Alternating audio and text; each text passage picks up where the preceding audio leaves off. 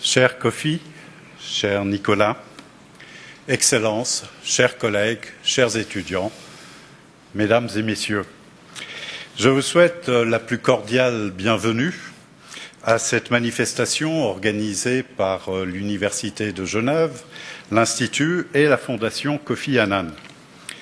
Ce soir, nous avons le privilège de passer un moment qui sera probablement mémorable avec un invité remarquable à plusieurs égards. Permettez-moi de souligner brièvement en quoi consiste notre privilège. D'abord, notre invité est une personnalité éminente qui a joué un rôle majeur dans les relations internationales des dernières décennies, en particulier comme secrétaire général de l'Organisation des Nations Unies entre 1997 et 2006. Dans cette fonction, à laquelle il a été le premier et le seul jusqu'à présent à être élu des rangs de l'organisation elle-même, c'est sa première exception, il a été le diplomate en chef de la communauté internationale, déployant d'innombrables et patients efforts pour arrêter les guerres, refroidir les conflits, faire redémarrer ou maintenir des négociations interminables dans une période marquée par les turbulences de l'après 11 septembre 2001. Il y a fait la preuve dans cette activité, il a fait la preuve des talents qui font les grands diplomates, la patience, la persévérance, la recherche indéfinie du petit pas ou de la formule qui permettra de faire avancer la paix. Ajoutons qu'à côté de ce rôle souvent ingrat de pompier et d'infirmier, je crois que remplissent tous les hauts fonctionnaires des Nations Unies et beaucoup de diplomates à travers le monde, il a donné à son action des axes forts dont l'empreinte est toujours visible aujourd'hui. La protection des droits de l'homme, le rapprochement de l'Organisation des Nations Unies et de la société civile, qu'il s'agisse des ONG ou du monde des affaires, la lutte contre la pauvreté, la lutte pour le développement et les objectifs du millénaire. Mais notre invité est aussi, et encore, une personnalité attachante. C'est probablement sa deuxième exception, et on souhaiterait que beaucoup de secrétaires généraux de l'Organisation des Nations Unies et de hauts fonctionnaires internationaux aient son élégance et sa grâce, charisme, le mot selon l'étymologie, la grâce en grec, et il a mis dans tout ce qu'il a accompli dans sa fonction de secrétaire général, mais dans toute son action avant et après, des valeurs que nous reconnaissons comme nôtres, que nous sommes fiers de reconnaître comme nôtres, et où se reflète quelque chose de l'esprit de Genève. Vous me pardonnerez, cher Kofi, si je vous rabaisse à la vertu de notre ville provinciale. À l'occasion de la parution de ses mémoires intitulées Interventions, A Life in War and Peace, et le titre donne un reflet de votre conviction dans la force morale de l'action au service de l'humanité, de même que le sous-titre décrit bien le cercle de votre action. À l'occasion de cette parution, vous avez accepté de nous consacrer un moment sous la forme non pas d'une conférence, mais d'une conversation. Par contraste avec la conférence, qui vise à partager un raisonnement ou des connaissances ou une conception des choses en dirigeant un flux d'informations de l'orateur vers l'audience, la conversation, par la dynamique de l'échange, permet de faire connaissance, favorise une découverte, peut provoquer la surprise. C'est une forme de communication où je crois que se reflète l'importance que vous attachez à l'écoute et au dialogue. Comme interlocuteur, nous avons, je crois, la personne la mieux faite pour lancer et entretenir cet échange, en la personne de Nicolas Michel, professeur de droit international à l'Université de Genève et à l'Institut, président de l'Académie de droit humanitaire, ancien secrétaire général adjoint des Nations Unies, chargé du Bureau des affaires juridiques dans les dernières années du mandat de Kofi Annan. Votre carrière distinguée de spécialiste du droit international et chargée de plusieurs opérations délicates de médiation vous désigne tout naturellement, au-delà de votre amitié de longue date avec Kofi, pour lancer cette conversation en faisant sortir, nous l'attendons tous du moins, de cet échange à la fois une découverte et, si possible, des surprises. Merci. Eh bien, je vous remercie, Monsieur le Directeur. Je vous suis très reconnaissant de la gentillesse de vos propos introductifs. Dear Secretary, I'm not surprised, but I'm extremely pleased to see so many people here today, here in this room and in another one. In fact, of course, this is a clear sign of their interest, but much more than that. Then they all know that you are a man of vision, a man of courage, a man of moral strength, and I'm sure that their presence today is a tribute to your personality. Thank you. Thank you. Thank you. As was said by the Director, we will now engage in a conversation about your memoir.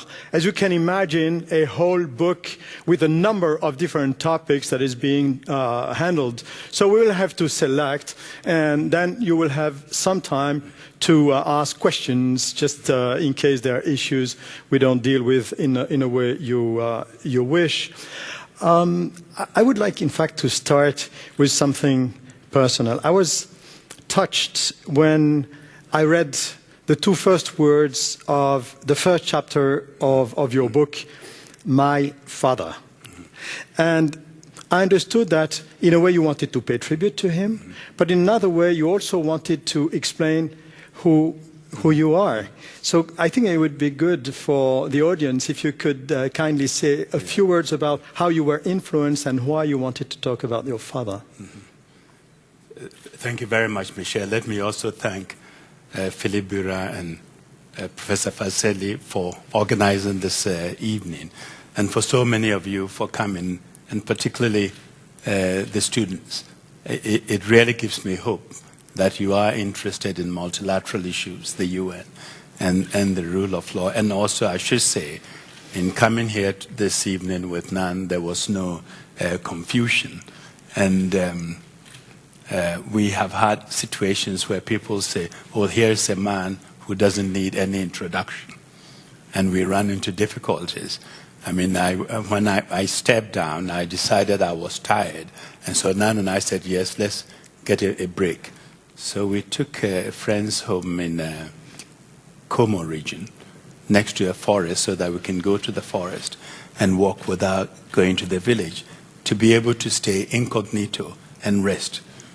And I had thought we can stay there for 3 months, no television, no radio, no newspapers. After 6 weeks, I was getting very bored. So I said, let's go to the village to see if we can get a newspaper. We entered the shop, and within minutes, a group of men standing in the corner were staring at us, and one of them broke away and made for me. And I turned to Nan and said, gosh, we have 6 more weeks to go, and we've blown our cover. How are we going to handle the village? By then, the man was on top of me, and he put his hand out and said, Morgan Freeman.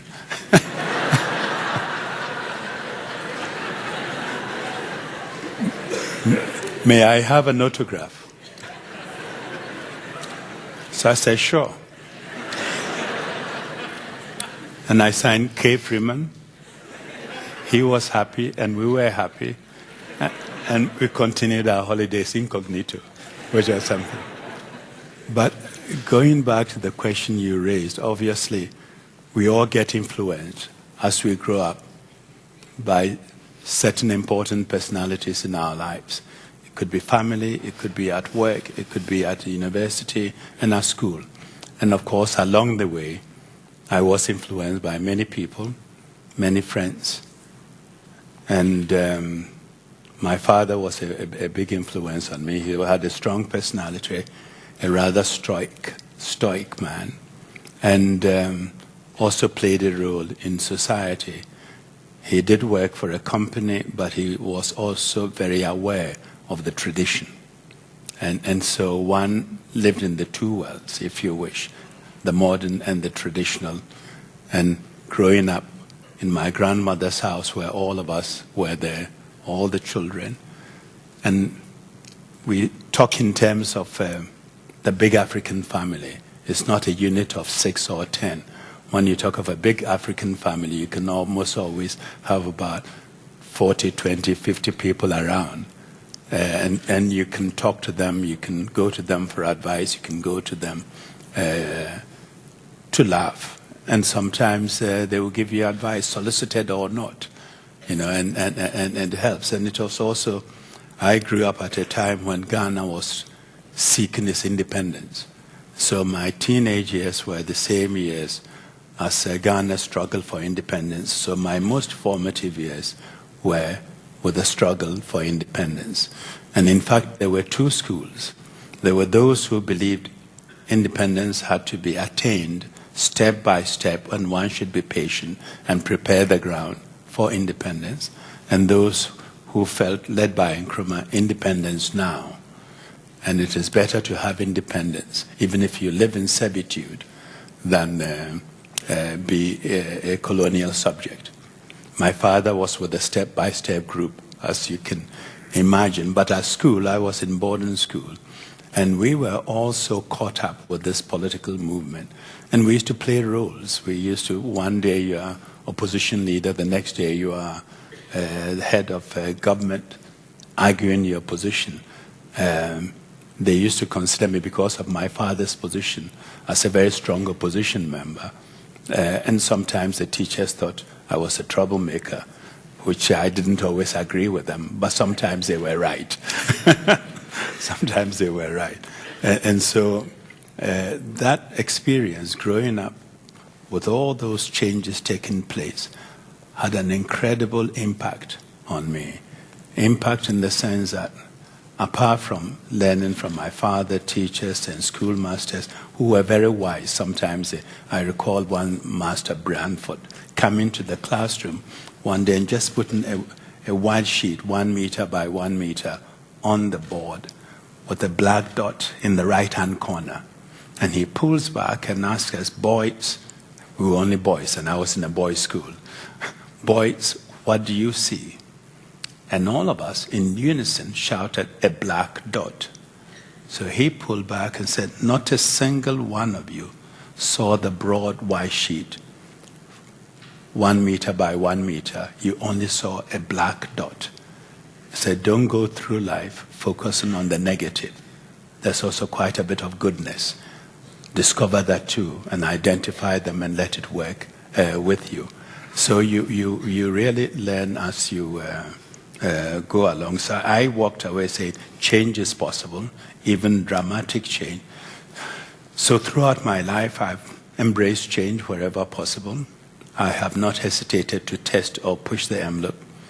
And you worked with me in New York, and sometimes when you put forward ideas and people say it will never fly, the member states will not accept it. It's never been done.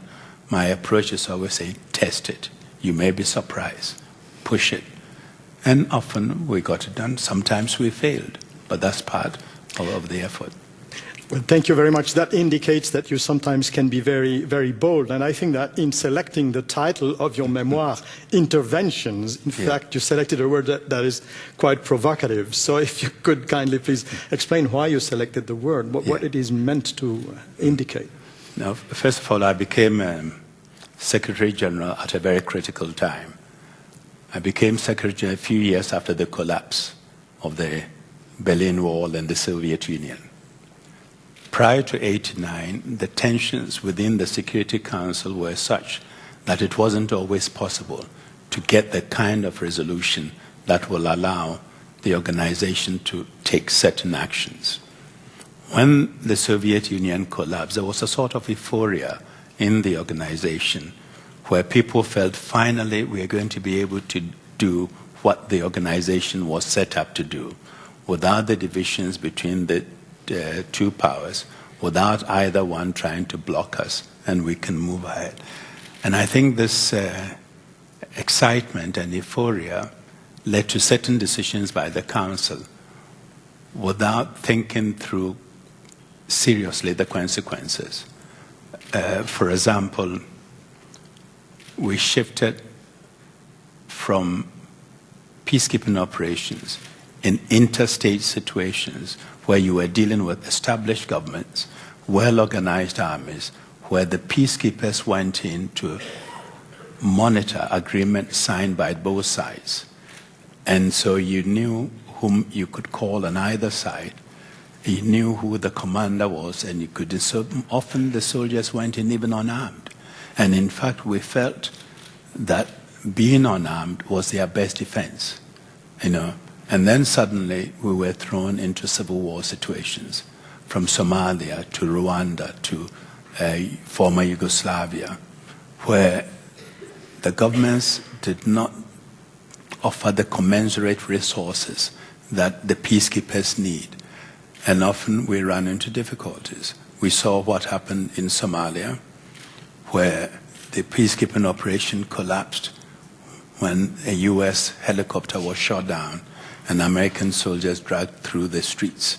The U.S. decided to pull out, and eventually almost all the Western countries pulled out. They had the best trained and the best equipped army. So when they left, the force had been hollowed out. In the end, the operation had to be closed down. About the same time, we were having painful and heart-wrenching developments in Rwanda.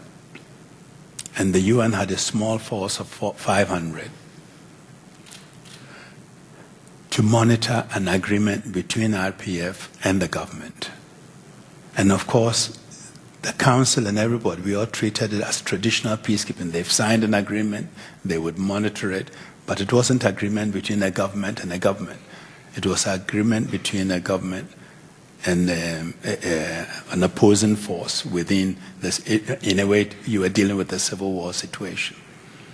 And when things got really out of hand, we were stuck without help. In fact, I recall myself and my staff talking to many governments, wondering if they would give us troops for Rwanda. Nobody would. In fact, the Council then reduced the force. And I recall a Canadian military advisor I had, General Dallaire. At that point, we've been thinking about how we increase the capacity of UN peacekeeping operation. We didn't have a standing army. We borrowed the armies from governments as and when we need them. And in fact, we used to joke that the way we were forced to run the operation is a bit like, let's say, telling the mayor of Geneva that, Mayor, we know periodically you have fire. Fire breaks out, and you will need a fire engine. But we'll buy you one when the fire breaks. Because this is the way, it's when the explosion has happened, when the fighting is going on, that we go around looking for peacekeepers, which often takes 3 to 4 months to put in.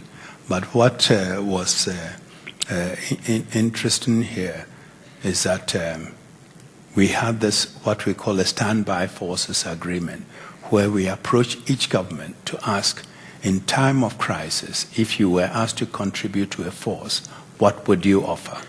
Some offered field hospitals, others offered engineering battalion, and the whole sort of thing. So we had it in the system. And I asked Baril to check how it were. Baril came back to me in a relatively short time. He said, sir, we've checked the system and it works. So I said, how many men and women do we have for what is the composition of the offers you've made? He said, nobody offered anything. Everybody said no.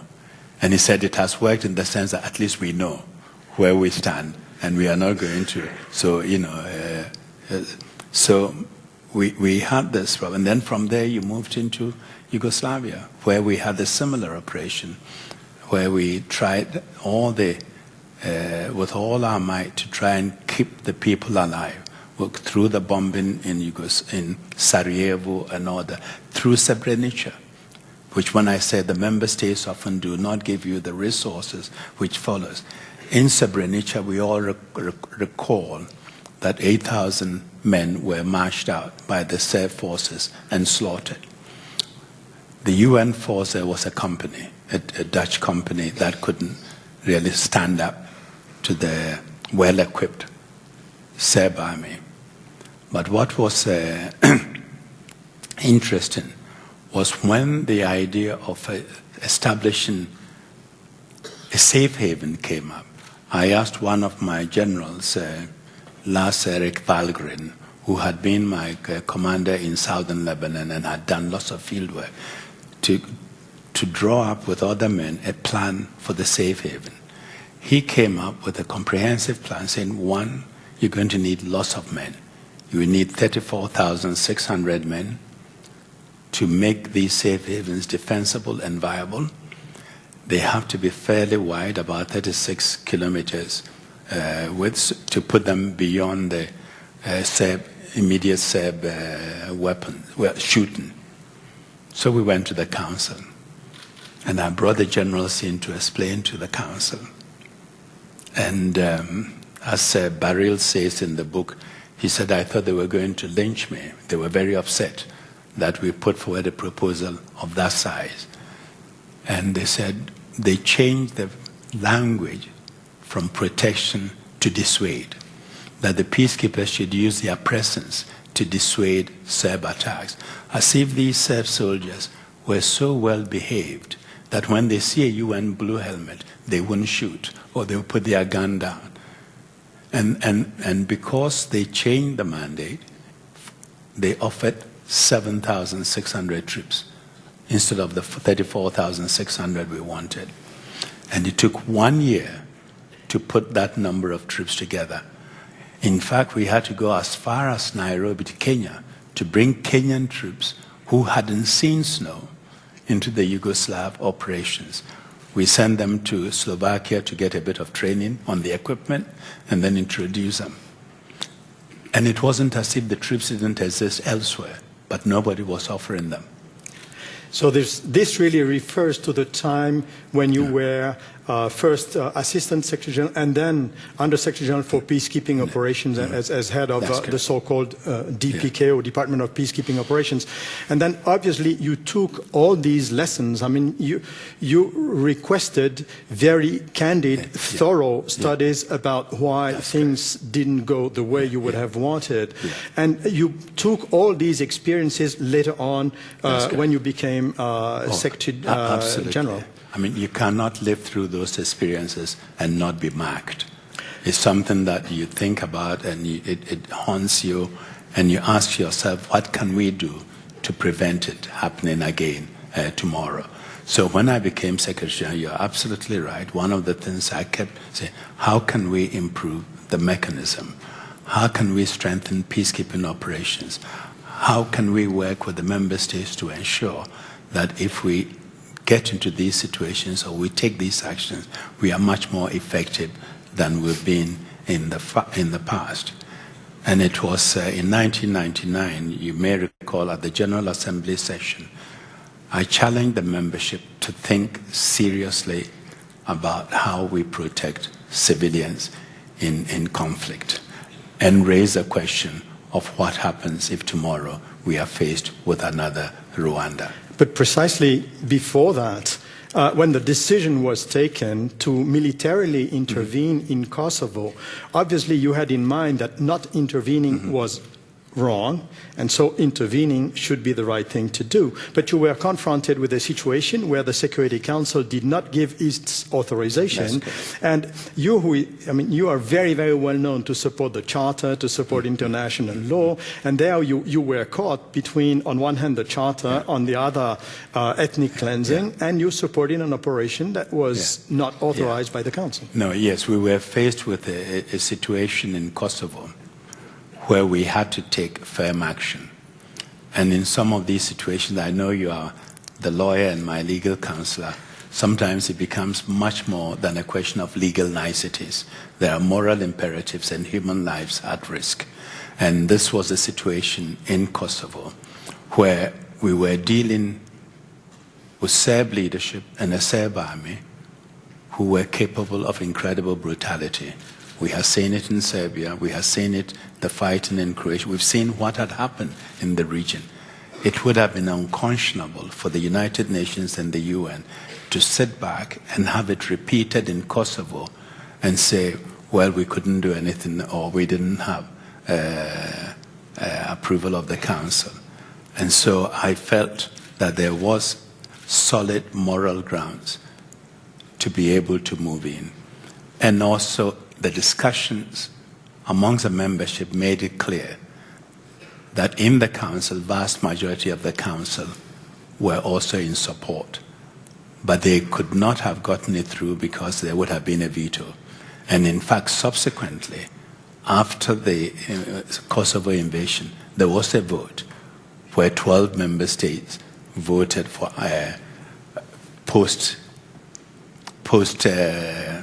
let's say, I was going to say invasion, no, but post-military action activities in Kosovo. 12 of them voted for it. In the end, even the Russians who were opposed to it cooperated. It took some time, but they did. And so I think it was a right decision. At the time, I saw it as an exception, not a precedent. We'll come back to that about Iraq, precisely. Mm-hmm. But this seems to me tells a lot about why you selected the word interventions, because it means a lot about the way you see sovereignty, the way you see the international community as being much more than just a group of sovereign states. No, absolutely. I made it clear from the beginning that the UN had to open up to peoples of the world, and that by reaching out to peoples of the world, to the private sector, to universities and foundations and others, we can get a lot more done. And besides, our own charter starts with we, the peoples of the United Nations. And yet, in a way, civil society and peoples were kept out.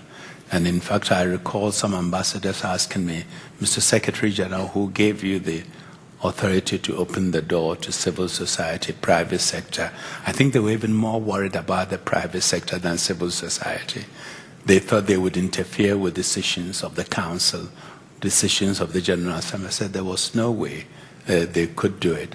But then I told them, turn to the first chapter of your own charter. It talks of we, the peoples. And I also felt that governments have responsibility towards the people.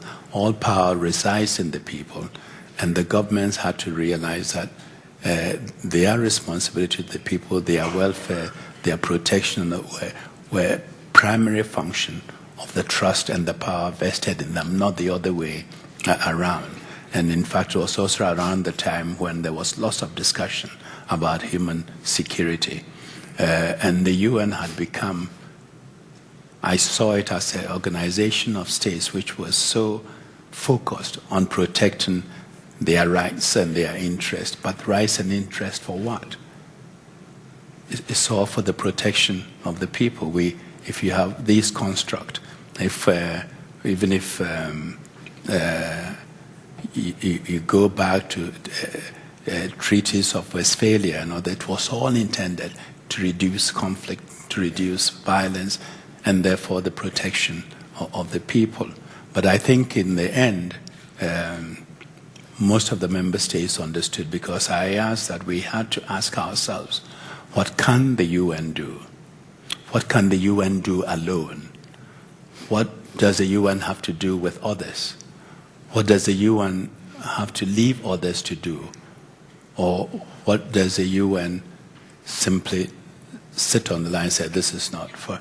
And I think they realized as we went through it that by working in partnership with civil society, the private sector, and these institutions, we were able to expand our capacity without going to the same governments to ask for more money. They wouldn't have given it to us anyway.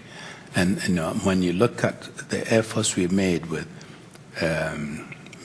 on HIV/AIDS and the way we were able to raise funds through the Global Fund, getting $22 billion so far, the way we got the pharmaceutical industry to make major contribution at a time when the cost per patient was 15,000. Over time, we got them to come to 150 for the poorer countries. So intervention in all its forms, both on the way in conflict situations, helping people who are sick, getting civil society to play a role, and also empowering them, empowering civil society by some of the decisions of the Council and the General Assembly, which encourage them to take on, take on perhaps is to put fire under their leaders when they are not doing the right thing. What's important. So it's in a way sovereignty not only as entailing rights but duties, sovereignty as responsibility, and the international community not only of states but of people. With at the root, as you wrote in the book, as you write, human dignity as a fundamental principle. No, not only is it a fundamental principle. Today there are lots of things governments cannot do alone. Even issues of international relations. It's not a matter for governments alone. The people-to-people contacts, when you see the robust civil society across borders, the way prominent businessmen travel the world and the contacts they make, they are all playing part of this international relation, and you need them. And governments have to understand that not only they cannot do it alone, the world has changed. And the issues we are dealing with can only be handled, I call them problems with our passports, they cross borders easily. They had to get together with other governments to resolve these issues. No country, however powerful, can resolve it alone. And this multilateral effort and working in partnership with other stakeholders makes it easier for us to tackle issues like the climate change, we had a question of diseases and other problems that confront us. Now, all that was possible because your first mandate was extremely successful, and a number of decisive achievements were made, and you completely restored the credibility of the United Nations, and at the end you won with the UN the Nobel Peace Prize. I would definitely like to hear you about the achievements, but definitely I see the time running, and we definitely need to talk also about the decisive moments, and in particular 9/11. So if you want to say a few words about the key achievements and what was decisive there, but then I think that we'll have to move to the other part. I think during the first term, we were able really to open up the UN to the wider public. We were able to work very harmoniously, or the member states worked very harmoniously together. And they were open to ideas, to suggestions, and they really wanted to work together to achieve things. And so during that period, which also coincided with the millennium, we could get them to shift focus and talk about how we help the poor. And that's when we came up with the Millennium Development Goals, the 8 goals to help the poor people, establishing almost basic minimum requirements for the protection of the poor, from primary education to reducing hunger by 50%, maternity, child care, and a whole series of things. We were able to encourage them and introduce issues like HIV/AIDS, which eventually, with my good friend, late friend, Holbrooke, was even discussed in the Security Council, using it as a security issue so that the Council could take it up. And on the questions of rule of law and others, and the banning of landmines, there was lots of activities and enthusiasm for it. Even US, that was not paying its dues at the time, worked with us to get these things done. But then, of course, post 9/11, things changed. 9/11 really divided the world. It divided the organization. And in fact, in the book, I refer to 9/11 wars. Not only did we have the war in Afghanistan, we had the heedless rush to war in Iraq, And then we had the war on terror, which in some ways was also a war on civil liberties and rights. And this tendency for one to feel that there could be a trade-off between security and civil liberties. And the question I used to ask them, when you are asked to give up your civil liberties, your human rights, to get protection, and you give up those rights, do you in the end have protection? What protects you? Who protects you? You know. It was really striking because immediately after 9/11, it was almost taboo to speak about human rights in this context, about due process. Yeah. And in fact, I witnessed how you dared tell the Security Council what you thought about it, which was kind of surprising because members, and especially permanent members of the Security Council, would not want to hear from the Secretary General what he thinks about issues like this one. Yeah, no, but I think there are times when the Secretary General has to speak up on issues like this. You know, there's always been this tension as to what the role of the Secretary General is. And they often ask the question, is he a secretary or a general? Should he be more of a secretary or a general? And I always maintain the Secretary General has to be both.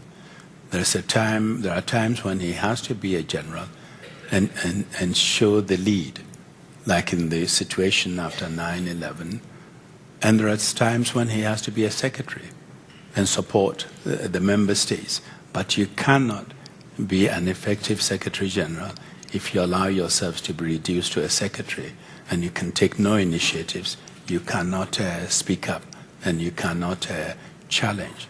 And you would also recall that there were many occasions where we had issues where the Council was locked in disagreement, where they couldn't decide what position to take. And I, using my own authority, will put out a statement. This is a position. And on several occasions, they came up and said, we support the Secretary General's position. And that became also the position of the Council.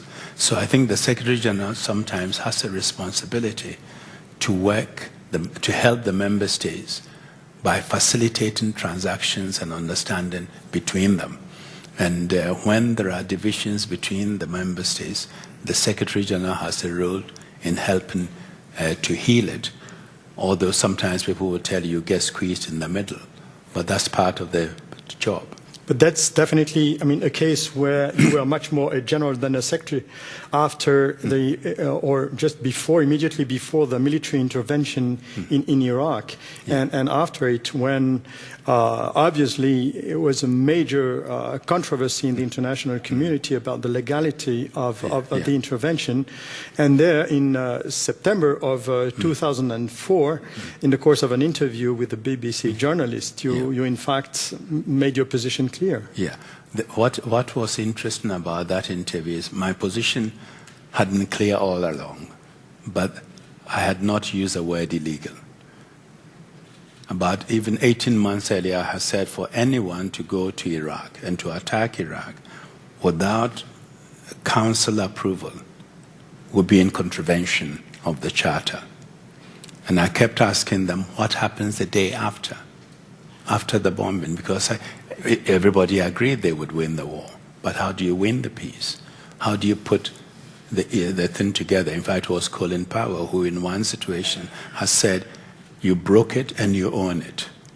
Yeah, it's nice to break it and own it, but the Iraqis have to live with the consequences.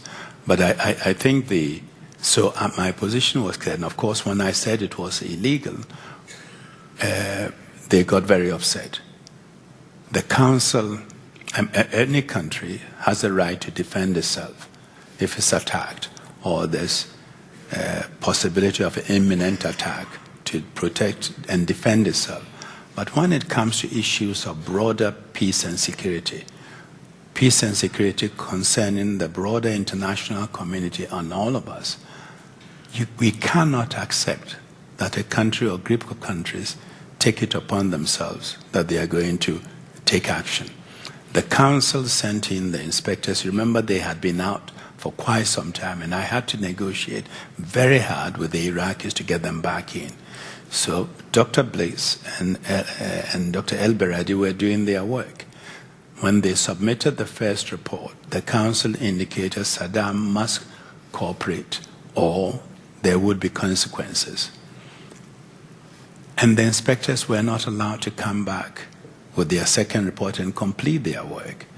The Americans and their allies decided they didn't have the time and they were going in.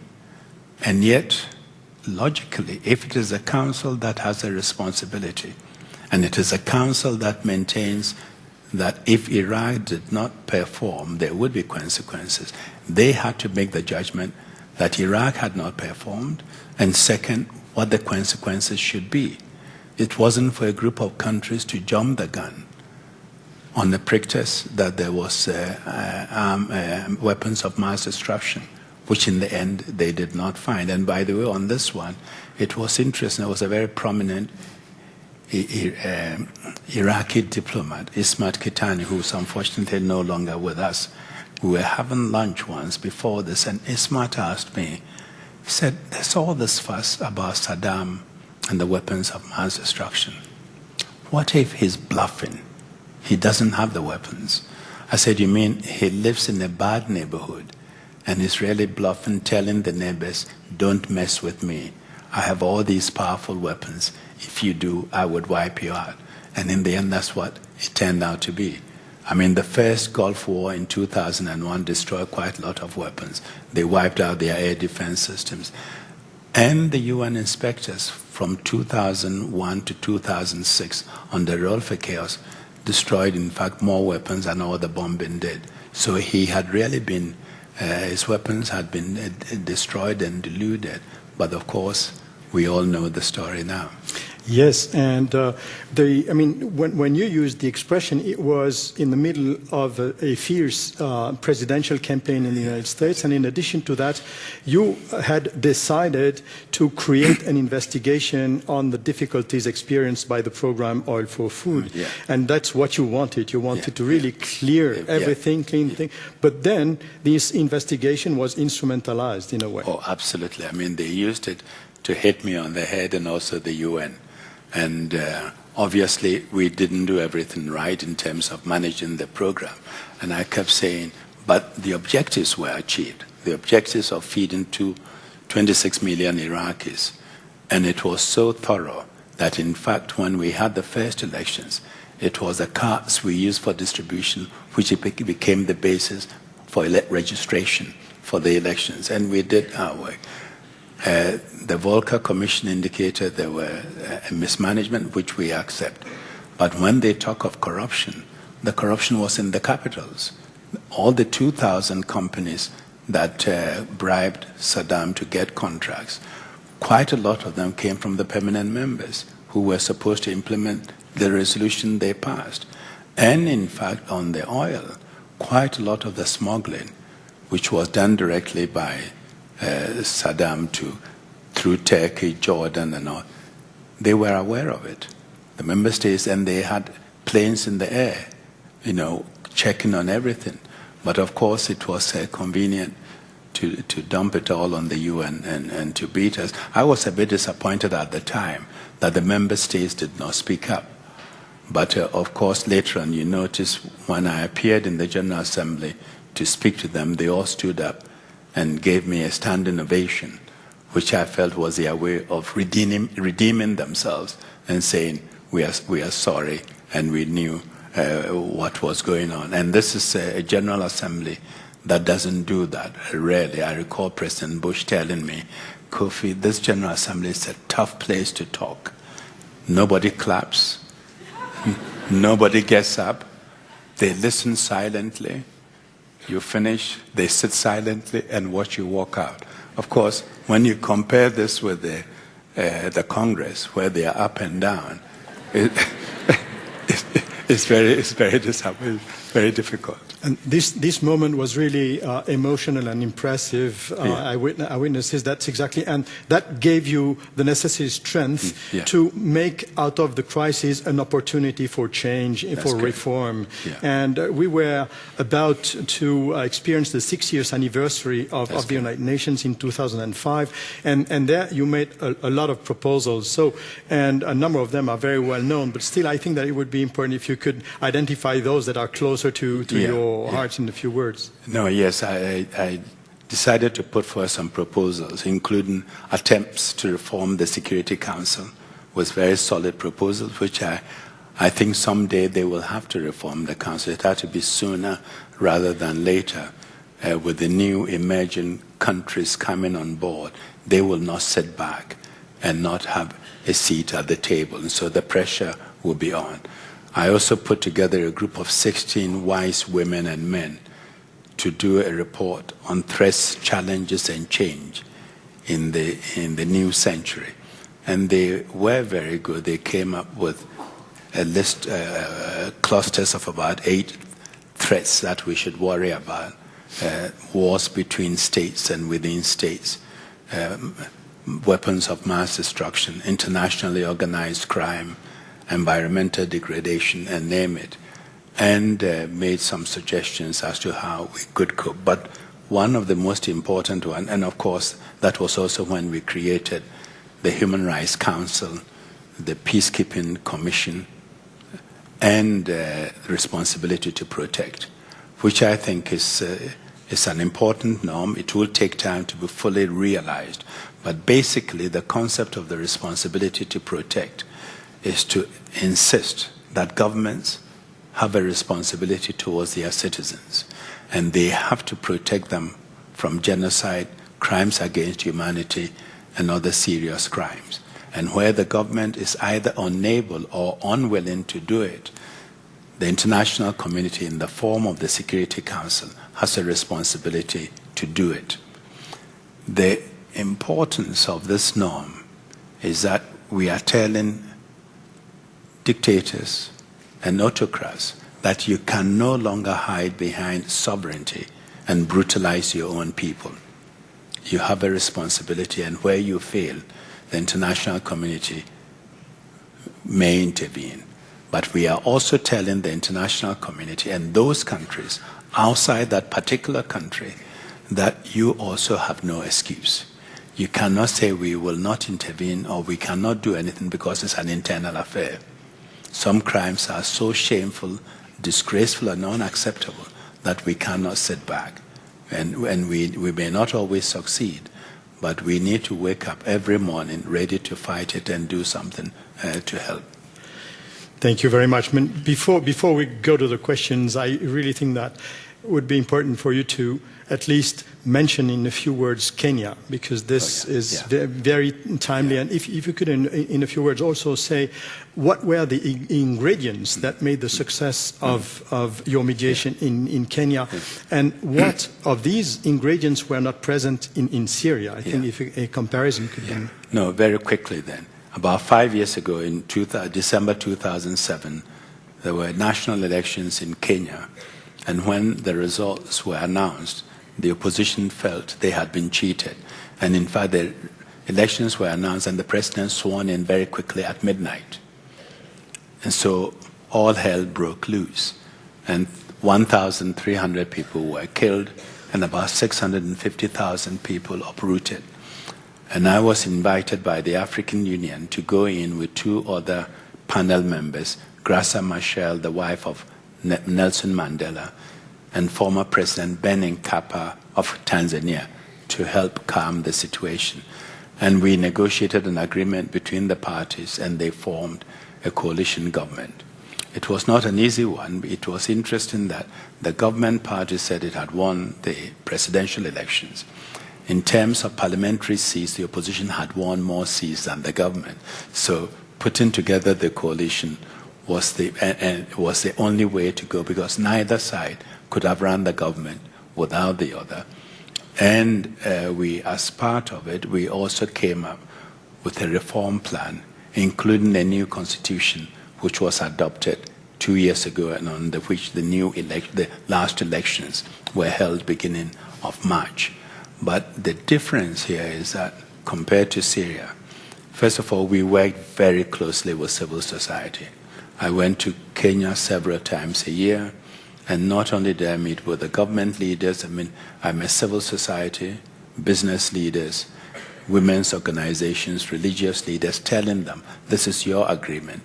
Don't leave it to the politicians alone. Insist that it be implemented. So they stayed engaged. But the key for success was that internationally, everyone cooperated. The African Union, the UN, the European Union, Russia, everybody.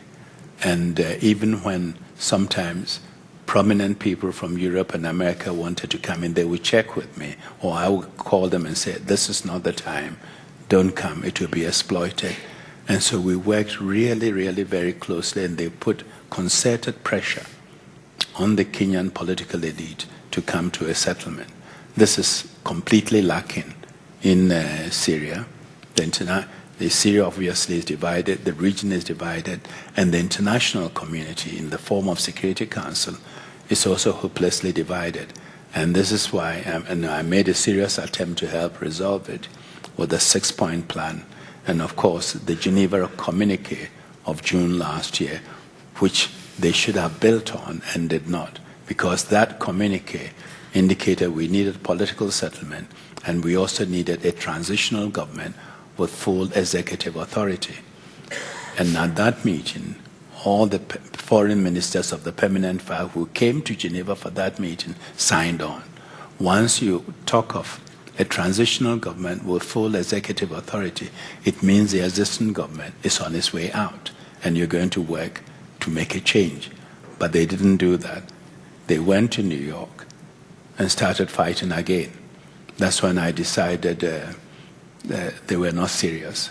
And I made the comment that I lost my team on the road to Damascus. I turned around and they were not there. They were busy fighting each other.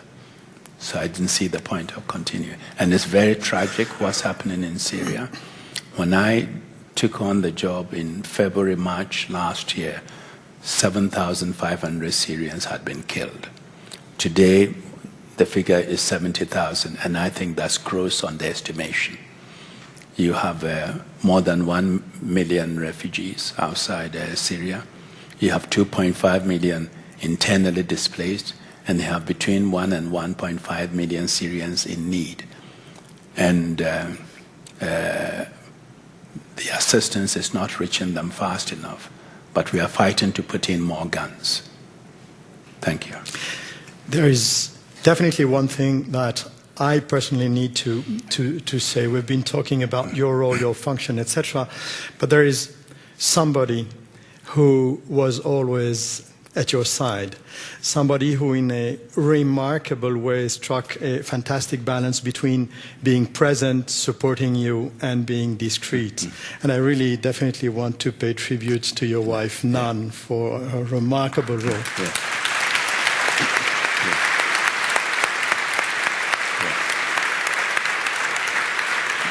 No, but I think you need to hear a little bit more about it. I mean, Nicolas was there with me in New York, and I see his wife Fanny is also here. But what was interesting was we traveled a lot together. Nan traveled with me. And when we get into a city, I had the boring responsibility of going to my program, was rather boring, going from airport to a meeting in the presidency, then to lunch or dinner. And she had a program where she would get out there working on women's empowerment, children's education, visiting HIV/AIDS patients. And then when she comes home and we compare notes, I turned to her and I said, but your program was more interesting. I wish I had yours. But there was also another aspect which was quite, anyway, for those of you in the same profession, which was very effective. Because at the end of the day, usually you have dinner with the president and the high. And entre le poil et fromage, as you say here, she said, Mr. President, in a very soft, quiet way, the women of such and such a village gave me this message for you. Or I visited the school And the buildings were nice, but they were short of teachers, and passing on the message delicately. And so after a while, the UN said, we have one for two, and they did because she didn't get paid. Well, thank you very much. And now it's for you to ask questions. Here's the way we're going to do. You have microphones, at least for those who are sitting at the table, so you will be able to ask your questions. I will look at your hands. If you want to ask a question, you will please raise your hand. Vous pouvez poser vos questions en français aussi, si vous le souhaitez. For those who have the microphone, you have a button that you need to push when I give you the floor for the technicians to be able to open the microphone.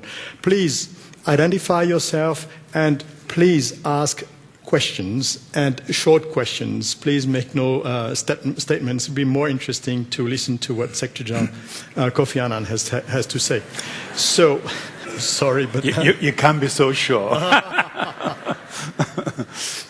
Well, do I see hands here? Questions? Yes, up there. Yes, you can ask your question. So push the button, please. Yeah, and remain seated. We will hear you better with the microphone. Good evening. Thank you for coming to Geneva, Mr. Annan. I'm Isabella Criseo. I would like to know, with your experience, if you could suggest something to ordinary people who are not involved in resolving major conflicts, something to do at our individual modest level to make this world a better place. Mm-hmm. No, there's always something each of us can do. I think the main thing is sometimes we cripple ourselves and we become incapacitated because we think in terms of the big issues, of what can I do, and sometimes the nature of the issues we are looking at overwhelms us. But to do something to make the world better always begins in our own communities. You can do something at the local level, in your school, or team up with your friends to do things. It doesn't have to be, you don't have to think about how do I help resolve Syria, or how do but it can be contribution, whether it's on the climate change, what can we do to improve our own climate, organize yourself with your friends to get things done. And the other thing I would also suggest, and I think you are all going to be very active professionally and in politics, is the issues that are of concern to you. You should raise your voices. Not only you should raise your voices, organize yourselves and get it higher up the political agenda. And the politicians will take it up. If you don't shout, if you don't make the noise, if you don't get it up the agenda, they are not going to take it up. And I'm going to say something that may sound subversive, but I do not mean it that way. That I've always maintained, when leaders fail to lead, the people can make them follow. And you do that by raising your voice, getting organized with others. And we've had some wonderful examples this year, in India in particular. We all saw what happened with the rape case on the Indian television. The government and everybody knew that the situation was hopeless, but people took to the streets and led, and the government followed. We had the same with corruption. Hannah Azari in India, who mounted a hunger strike with millions joining him, and again the law came. And I can go on with other examples. So people are not powerless. As individuals, you have power. You have power on how and you have to know how you use it. Even on the question of environment, you can make choices. What you buy, you can buy green. You can decide this company is polluting and I'm not buying their products. So there are things you can do. Thank you very much. I see several hands, so we might take 2 or 3 questions at a time. Sir. Monsieur Kofi Annan, je vous ai rencontré la première fois les années 80, quand vous étiez encore au Commissariat des Nations Unies pour les réfugiés. Depuis ce jour-là, vous êtes toujours optimiste et dynamique. le mois prochain, vous aurez 75 ans. Je me pose la question, quel est votre secret pour rester toujours jeune? Ça, c'est la première question. La toute première question. Deuxième question, c'est que de tout le temps de l'histoire de l'humanité, il y a un grand débat entre la guerre juste et la guerre injuste. Quel est votre point de vue, que vous n'êtes plus secrétaire général des Nations Unies, sur la question de guerre juste? Je vous remercie beaucoup, monsieur Kofi Annan. Alors, madame. Alors bonsoir Monsieur Annan et félicitations et merci pour tout ce que vous représentez et ce que vous avez fait durant votre parcours professionnel. Donc j'interviens aujourd'hui parce qu'on a eu l'occasion de se croiser le 11 mars en sortie d'un ascenseur au Palais des Nations. Donc nous étions en conférence pour la coalition mondiale pour les objectifs du millénaire, donc par rapport à la coalition des ONG dont vous êtes à l'initiative, si je peux me permettre, d'à peu près il y a 10 ans, vous avez été... grâce à vous, ça a pu aboutir à certaines choses. Et je prends la parole aujourd'hui, donc j'ai un peu le trac, je suis désolée, mais je prends la parole aujourd'hui pour vous demander de nous appuyer encore une fois par votre image pour ce que vous avez créé il y a une dizaine d'années.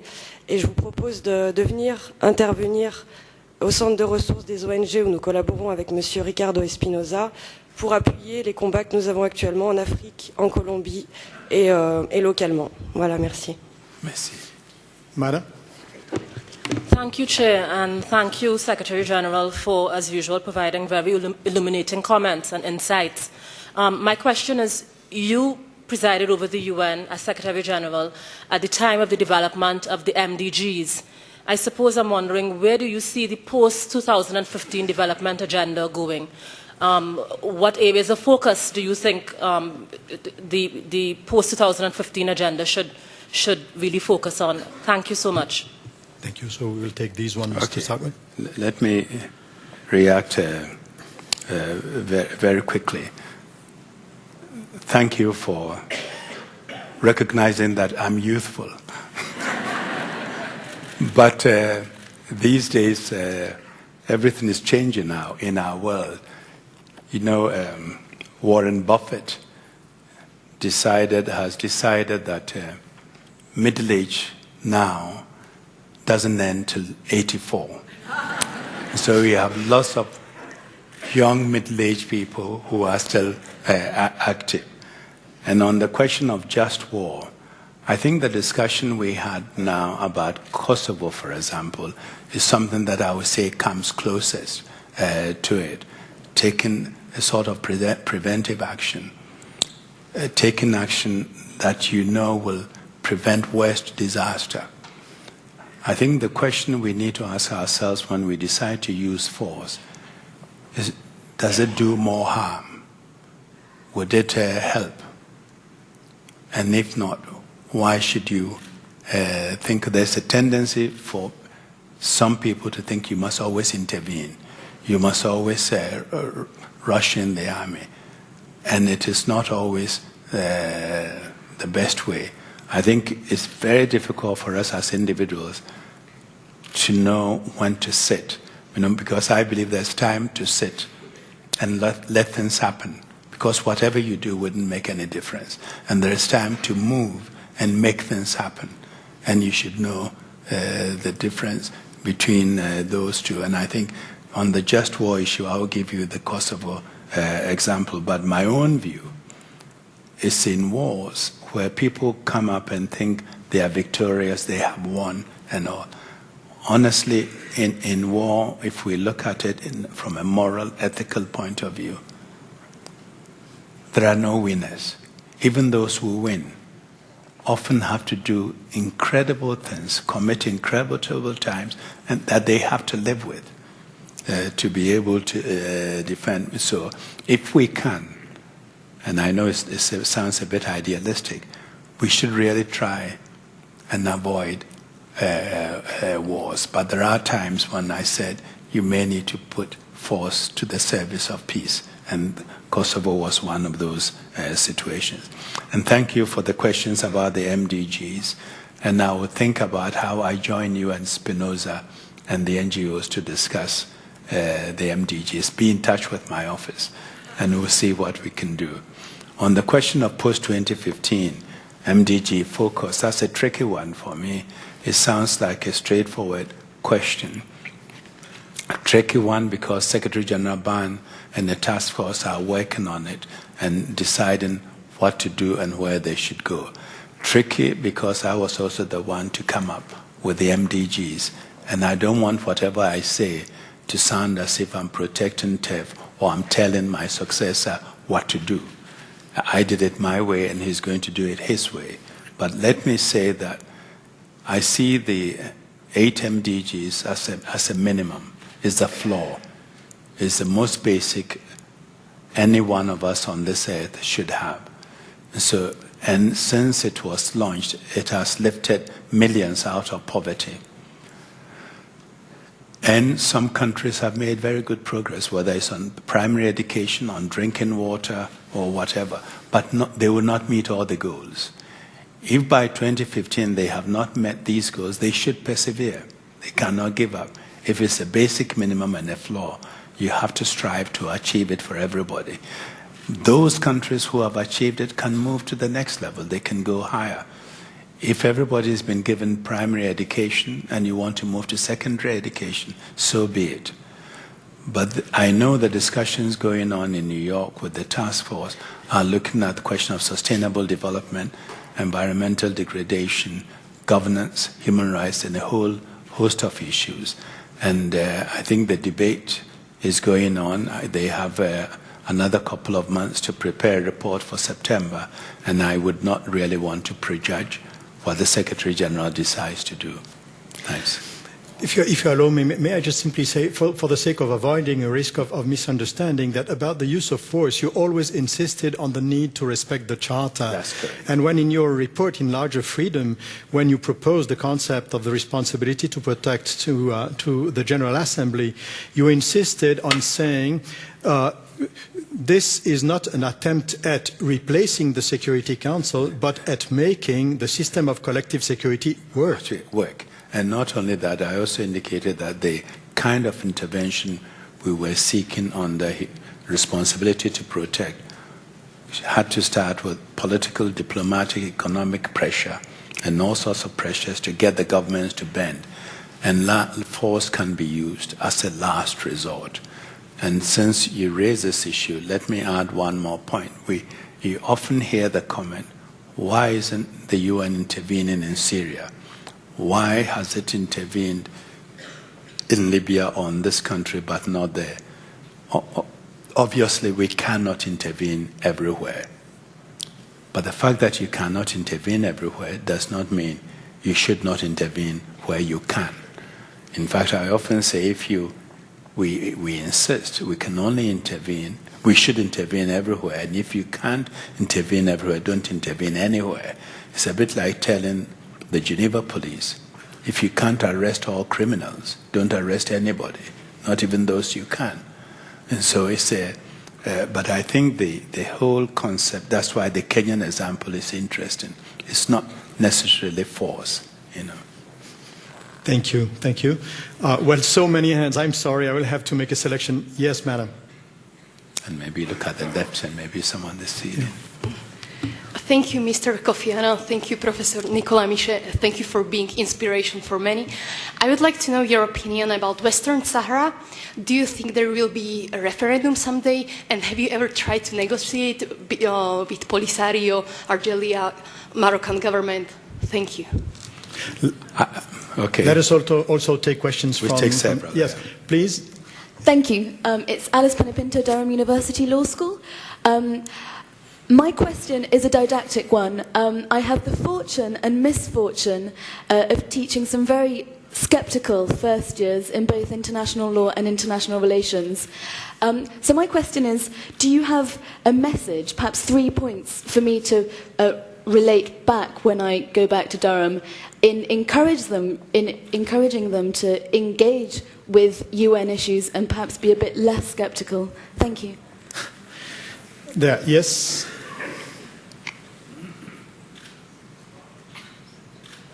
Bonsoir, je suis Steve Bannock étudiant à l'Université Westford de Genève, étudiant camerounais. L'Afrique, aujourd'hui, j'ai une question à deux volets. L'Afrique, selon vous, a-t-elle des chances d'avoir des représentants au Conseil de sécurité des Nations Unies? Et si c'est le cas, cette place pourrait-elle aider l'Afrique à la résolution des problèmes que rencontre le continent de nos jours? Merci. Yes. Go ahead. Yes. You had mentioned that the international community needs to be careful about deciding where and when to intervene. I was curious, with the Syrian conflict, would you think that now is an appropriate time to intervene? Should that hold off? Should it have been done earlier? Thank you. Okay, we can take two more. So, yes. Up there, yeah. Thank you very much, Mr. Kofi Annan, for coming here. What you just said, that you should intervene when you can. Isn't there a risk that intervention becomes a tool for the powerful states to impose their own interests? And what can we do to avoid that? Thank you. And one more. Yes, madam. Thank you very much. I wanted to ask your opinion on the proposition of the reform of the Security Council of the S5. Thank you. Okay. Let me, on Polisario, yes, I did negotiate this Polisario issue for about 8 years. In fact, at one point, I was so hopeful that I got a very good mediator, one of the best in the world, in my opinion, to work on that issue. I got James Baker, the former Secretary of State of the US, to handle the Polisario issue between Morocco, Algeria, and Polisario. And I met with all three on many occasions, and we discussed that the issue of self-determination was on the table, which Morocco felt it should be a question of autonomy and not a self-determination leading to independence. And after many discussions and negotiations and trips to the region, Jim Baker came to me and said, Kofi, you asked me to give you a year, and it is true. I asked him to give me a year. He said, I've given you 6 years. I've tried every trick I know, and I have not succeeded, and I'm giving it back to you. So he handed it back to me, and I, of course, left and handed it to my successor, who is now dealing with the Press Secretary Jan Ban Ki-moon. But we did work a lot on Polisario, or Western Sahara, I should say. Your skeptical first-year students, I think you have to start by, I'm really surprised at that age they are that skeptical. You have to start by opening their eyes and exposing them to some of the realities of the world we live in. Because normally, of course, now I should take it back. I mean, when they look around them with the issues that are confronting us today, I'm not surprised that some of them would be coldly realistic and skeptical to the kind of outwardly philosophical issues that we talk about at the UN, and we talk of multinationalism, and we are all in one boat, when in fact they are worried about jobs, about something very real. But at the same time, from my own experience, as I travel around the world, I come across many, many young people who are very hopeful, who are very enthusiastic, who want change, but they also want to be part of the change. And I encourage and push them to be the change that they want to see and become engaged and become involved. And maybe what you can do to open the eyes of your skeptical first-year students is to find a project that exposes them to some of the challenges we try to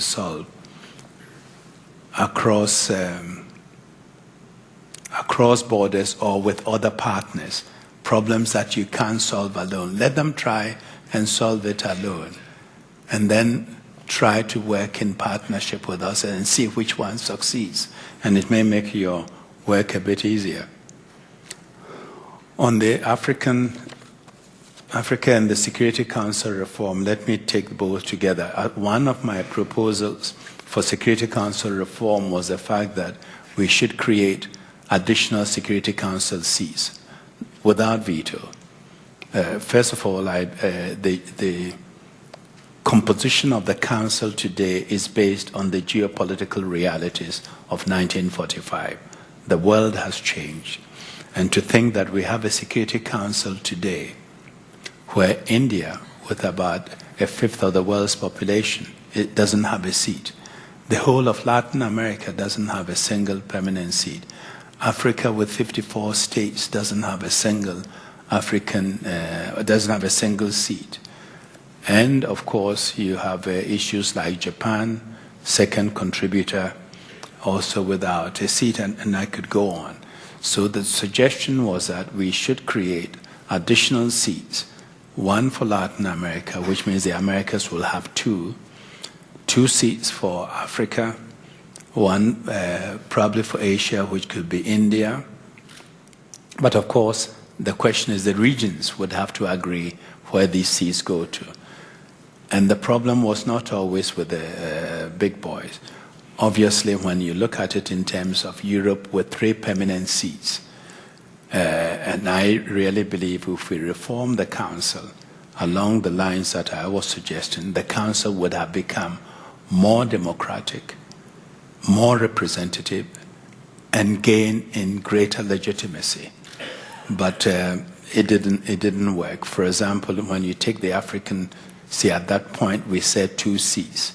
Immediately Egypt said, great, 1 seat for North Africa and 1 for south of the Sahara. The 3 candidates were Egypt, Nigeria, and South Africa. Nigeria and South Africa immediately said, no, we compete. May the best countries win. There's no difference between North and South. Latin America, Brazil thought itself as a natural.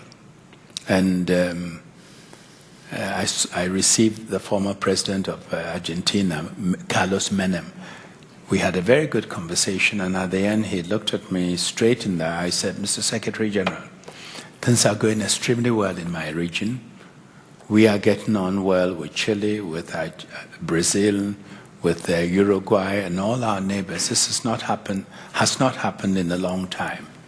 Now tell me, Mr. Secretary General, why do you want to give us something to fight over? This discussion about a permanent seat. So I said, Mr. President, if Brazil were to hear this, they would consider it an unfriendly act. But we left it there. So it's a very complex issue, but hopefully we will find the courage and the means to reform the Council. On the question of Syria, obviously there are 2 approaches that one can take to Syria. This was true when I was dealing with it, and it's true today. Either one decides that we need to find a political settlement and find a way of resolving the issue, assuring that the interest of all groups in Syria will be protected, and coming up with an approach that will help stabilize and handle post-conflict Syria. In other words, you take initiatives to try and stop the fighting. You can also say, let the war dictate what happens. Let them fight, and at the end of the fighting, the logic of the battlefield will determine who won and what happens. Obviously, these are 2 approaches you can take. And they both have risks. If you start negotiating a political settlement along the lines the parties, the ministers agreed here in Geneva on 30 June, it is likely that it will drag on, and some would argue Assad and others will play for time and things will drag on. But at least it would have offered an alternative. You're telling them, if you stop fighting, this is a framework that will allow you to build a future Syria and avoid a chaotic collapse. If you go the military route and you allow the war to dictate what happens, you are certainly likely to get a chaotic collapse. I think you are going to see the situation get much, much worse before it gets better. Because those who, who think they have won, there will be revenge killings, there will be ethnic cleansing of the other, and we are likely going to see a chaotic collapse. And you may also see the sectarian war spreading throughout the region. Already it's affecting its neighbors. So when people say let's intervene in Syria, I really don't see the prospects for military intervention in Syria today. We've left it too late, and I'm not sure it will not do more harm. Of course, some are saying let's put in more weapons. There are lots of weapons in Syria and lots of different militias and different groups. And putting in more weapons and further militarization of the conflict, I'm not sure it's a way to help the Syrian people. From my own involvement, when you talk to the Syrians and the people, they are all waiting for stability, for peace, for the killing to stop. How do we stop the killing? When does the shooting start? But I find that some of those away from Syria are the ones who are very keen on putting in more weapons and doing this. So my own view is we should really continue, as late as it is, try and find a way of pouring water on the fire rather than going the other way around. On the question of intervention, I think the point you raise is not is valid in the sense that when we first started talking about the whole question of responsibility to protect, I recall the strongest reaction to my statement in the General Assembly in 1999 about responsibility to protect citizens and that the international community can intervene to protect came from President Bouteflika of Algeria, on the point that you were making that one has to be careful that it doesn't become an excuse or a license for powerful countries to intervene in weaker ones. And this is where, in effect, the whole question of humanitarian intervention, responsibility to protect, does require Security Council resolution. And in fact, this has been a problem with Syria too, because the Council took a decision on Libya, applying responsibility to protect. China and Russia abstained. They did not veto the resolution. They could have, to allow the operation to go forward. Today they believe they were deceived and that the resolution, which was to protect the population, was turned very quickly into regime change, and Gaddafi was toppled and killed. So when you talk about Syria, I raise with them the question of arms embargo in Syria. They see it as a beginning of a slippery slope, another Libya. And we are not going to get into that again. So it has to be applied fairly and firmly and in a manner that doesn't lead to this sort of debate. I really believe there's been very serious miscalculations on Syria. Many governments thought it was going to be a short war. They saw it as another Libya and began replicating what they did in Libya. Friends of Libya, friends of Syria, and it went on. And when it was obvious to me, when I got involved, that it was going to go on for a long time. And I stated openly that from my point of view, Libya, unlike Syria, unlike Libya, was not going to implode. and Syria was likely to explode way beyond its borders with unimaginable consequences that we cannot handle. And I still worry about that today. Thank you. Thank you so very much, dear Secretary General. I'm sure it will be fascinating to continue, but I understand that now we have come to the end, and it will be for the Rector of the University of Geneva, Professor Vassalli, to take the floor.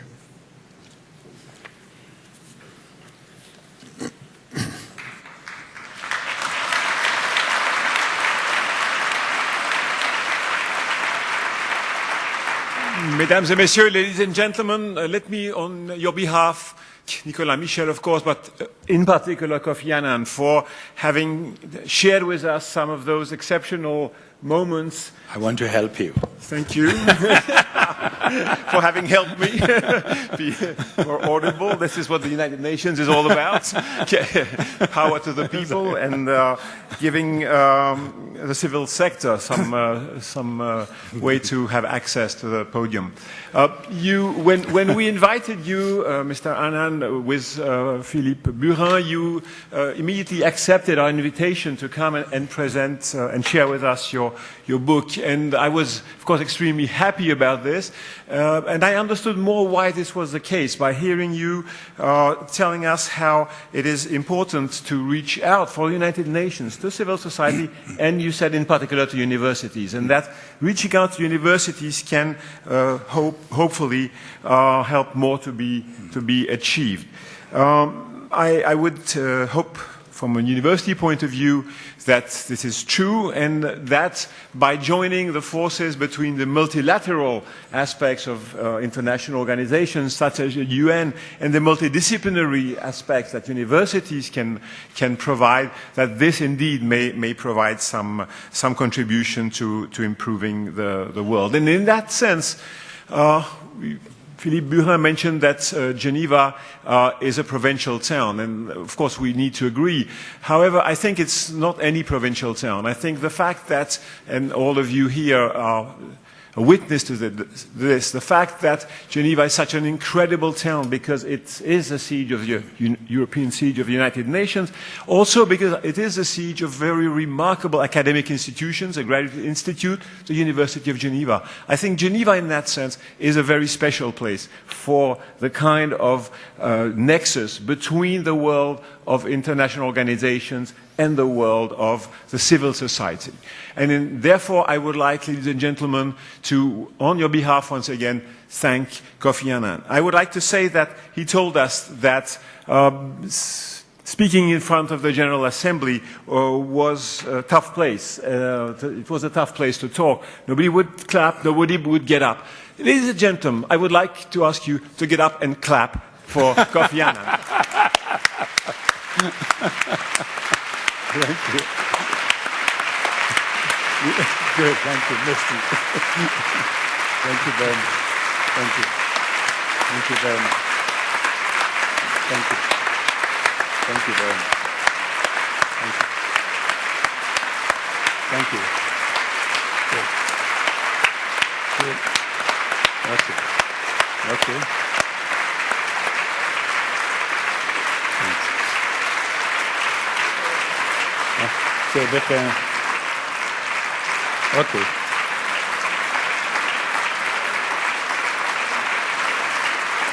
Okay.